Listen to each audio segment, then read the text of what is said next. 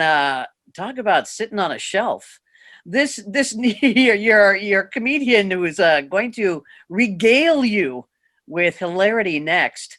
I've known forever, and it's way past his bedtime. He's coming to you from New York City. Good golly, Miss Molly, he stayed up this late.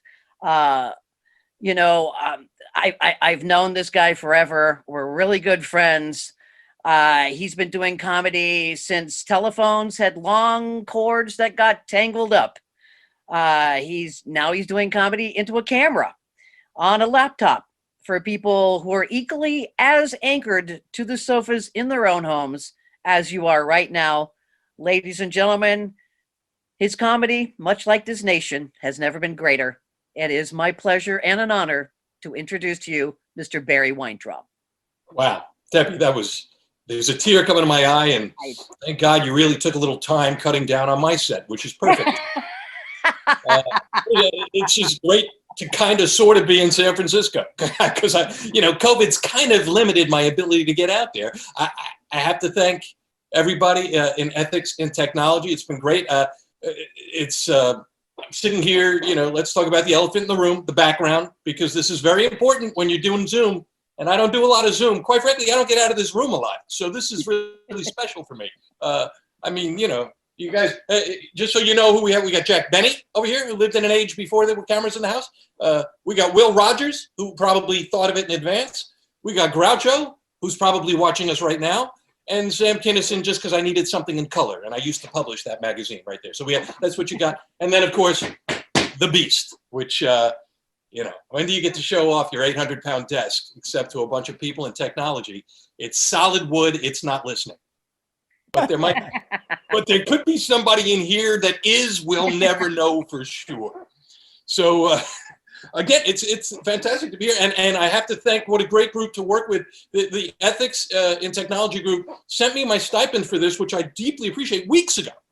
And I've never been paid in advance for a gig I have not yet done from the comfort of my own living room. So this was terrific as well. I've been told, and based on what I'm seeing, this is a really smart crowd. Could be a little intimidating. I work comedy clubs, so the bar, low, very low. I also work to silence quite often, so this is very natural for me as well. Couldn't feel more at home in an empty room. Feels like a comedy club to me right now, actually. The only thing missing is a waitress asking if I'll be done soon. That's the only thing missing. That could actually happen before. And by the way, I want to thank you. The stuff in the green room tonight was terrific. The steak and the sandwiches. Vahid, I don't know how you did it, but it was spectacular. Persian kebabs. Wait, let me tell you a story about Smart Crowd, okay? So many years ago, because I have been doing comedy really since Dixie Cup and Strings were the technology. And many years ago, in the last century, I was working around this time of year, West Palm Beach, Florida, and I was working with a young man named Dan Whitney, who was beginning his career as Larry the Cable Guy, and we became great friends, and Paul Rodriguez, who hilarious and really was kind of at the peak of his career at this time. And I was the middle act, and it was just, those were great days, and it was so much fun. In Florida, we were going to baseball by day, Danny and I were, and like later in the week, we were going to some club that Paul Rodriguez was going to get us in because he was a celebrity. I was nothing, and Danny was not quite the star that he became. And on the way to the gig, I'm driving because I was living in my Jeep Cherokee, driving all over the country. So I had Paul with me, and we'd worked 3 or 4 nights in a row. And he said, as we were pulling up to this nightclub where he would later be hailed like a god, he goes, "Hey man, you got a good act, but do you mind if I give you a little criticism?" I'm like, "Sure." And he goes, "Well, you need a really smart crowd for your act." To which I had no idea what to say. And I guess my point is you're the crowd. Now, there is a kind of an addendum to that. A few weeks later, a friend called me and said, "Hey, didn't you work with Paul Rodriguez a few weeks ago?" I said, "Yeah." He goes, "Oh, well, he just did your joke on The Tonight Show." Which is great. I never did The Tonight Show, but my joke, and the joke was a good one. Now, this is how far back it goes. When the original George Bush, not the carbon copy, when the original George Bush was president, and looking at this crowd, some of you might not even be old enough to know that, but he had a big thing, if you remember, the war on drugs. And the joke was about Mayor Marion Barry, who might have been one of the first people surveilled by Big Brother, because if you remember, he got caught on video smoking crack in a hotel room. Nobody remembers this, or if you do, it's a side. Well, again, I'm in an empty room. I don't know if you remember. So the joke at the time was, I guess Marion Barry misunderstood President Bush. When President Bush said he wanted to fight the war on drugs, Barry thought he meant we should fight the war on drugs. That's a 25-year-old joke, and it did very well for Paul Rodriguez, I'm sure. And I did not write that for him. So, but anyhow, we now live in this age, obviously, and there's so much going on. I hope, are you vaccinated?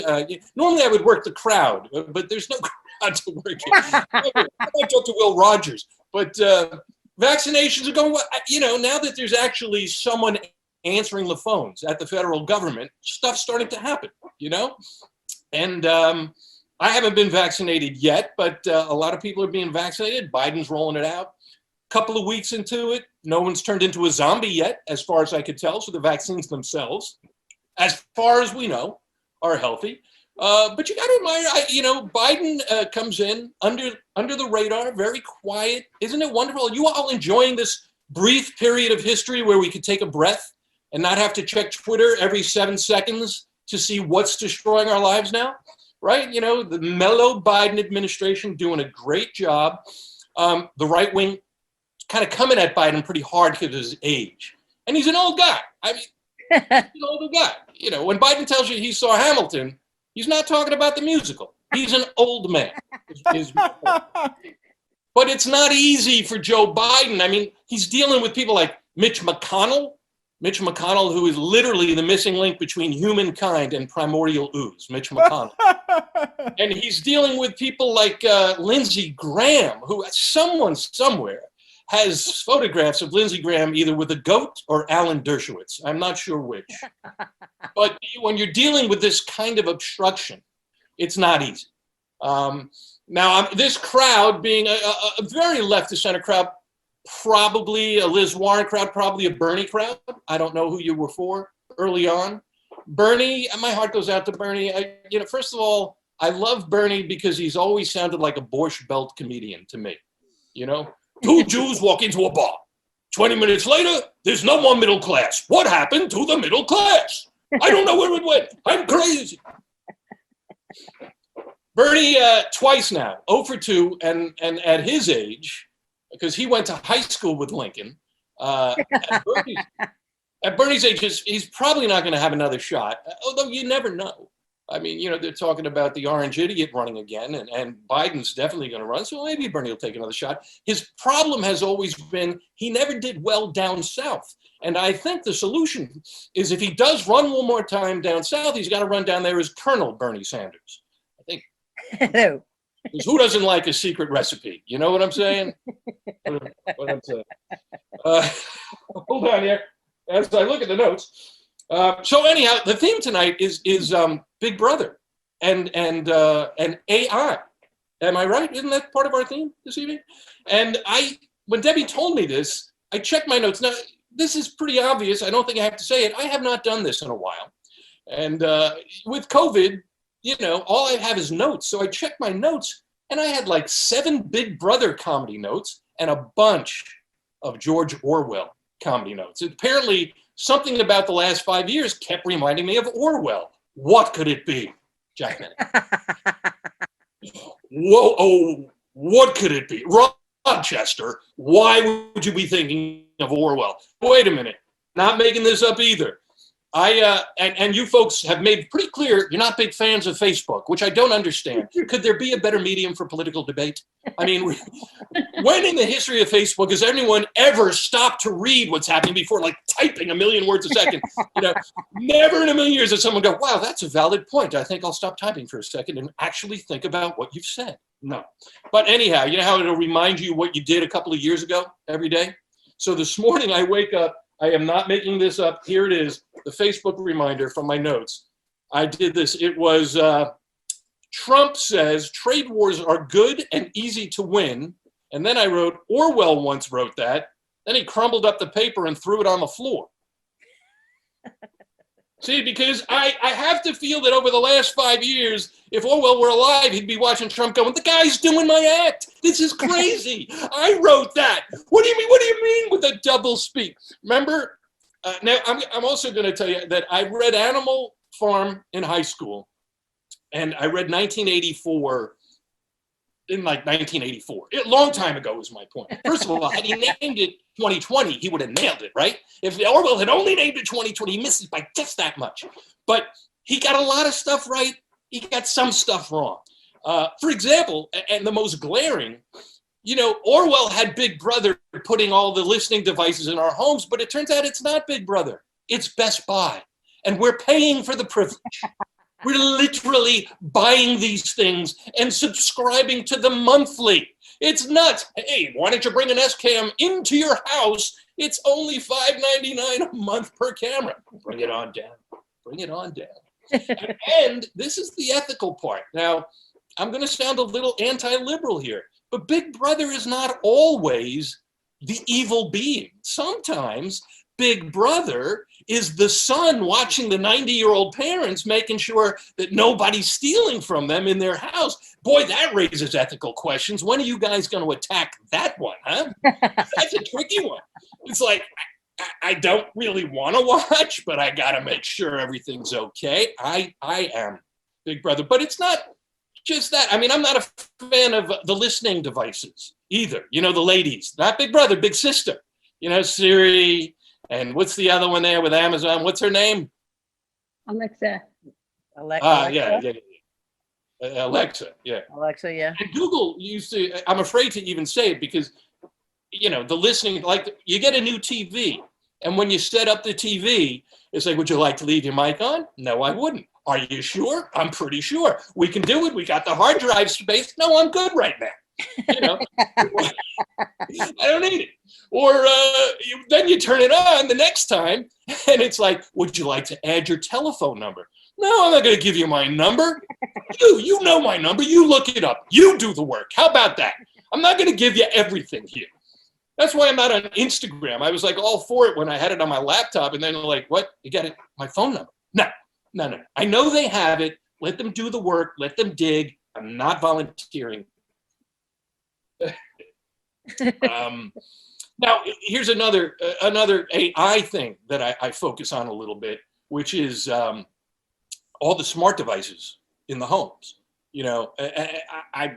Those with assets have many more smart devices than others. Like I still have a dumb refrigerator, but there are refrigerators that like are listening and talking, and we're getting to the point where like the whole house is just going to become a viper pit, like where the refrigerator is conspiring with the microwave to wipe out the dishwasher, and the Roomba and the Cuisinart got something going on the side. And then you got the KitchenAid mixer, which looks very angry at me and has blades. Not happy about that. You just don't know what's going on. Now, you folks are also ethicists, correct? This is the AI and I'm going to make an admission here. Because I'm a news junkie, I get my news from all areas, and I read Drudge Report a lot because he links to things. But if you do read Drudge Report, one thing you know is he takes you down the rabbit hole of the sex robots. I don't know, and you can pretend you don't know what I'm talking about, but I know every one of you has clicked on it because you can't not. And it's like Westworld coming to life when you see these photos of the skin on the face and then the wires in the back of the head. But you must be familiar with these issues that I'm reading about, the ethical issues of the sex robots now, because what's happening is deviants are buying these robots and they are engaging in their most deviant behavior. And this is raising ethical questions because there's nobody to say no. So I'm being told that the AI people are infusing the robots with the ability to know when to say yes and not. And I don't know if I want to live in a world where my sex robot might be faking it. I'm just not comfortable with it. Just not sure. So as I look at the notes, because I'm tight, this thing is serious, isn't it? Have I mentioned Will Rogers? Yeah, a few more Orwell ideas, because they're just ideas. And thank you for letting me work them out. But also, Orwell came up with the Ministry of Truth, if you recall, right? That was a 1984 concept. And in the Ministry of Truth, I guess that was like the first gaslighting that we read about, right? Isn't that what it all was? It was just whatever the opposite is, and that was gaslighting. The irony of all of this is that now we actually need a Ministry of Truth from the government, because it's the free market that apparently has distorted everything. Not a real comic concept, but you guys are, intellectuals. I thought I'd throw it out there. I don't know if it's not really funny, but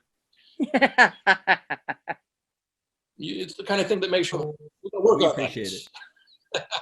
Okay. Well, all right. Let me get out here, because apparently I'm running late, and because I have no one to talk to in this house. Here's what's also happened to me in the age. Jokes of mine that are very old, I see now as memes, and I wrote them, and I'm pissed. So here's 3 of them, just so that you know what I'm talking about. First of all, in talking about the Republican Party, I am not saying that every Republican is a member of the Klan, but oddly, every member of the Klan does seem to be a Republican. My joke, I wrote it first, did it when Bush was president. It's a meme. Okay. The next one is Barack Obama. God bless him. When he became president, promised change. First thing he does is start speaking in complete sentences. And I thought, oh my God, change has come to the United States of America. That was my joke. Now it's a meme. And finally, and my favorite one, also about Barack Obama, the first Black president, Barack Obama, proved that anyone can grow up to be president. And then Donald Trump proved you don't even have to grow up to be president. You've been great. Sorry I ran over my time. This is great. Have a good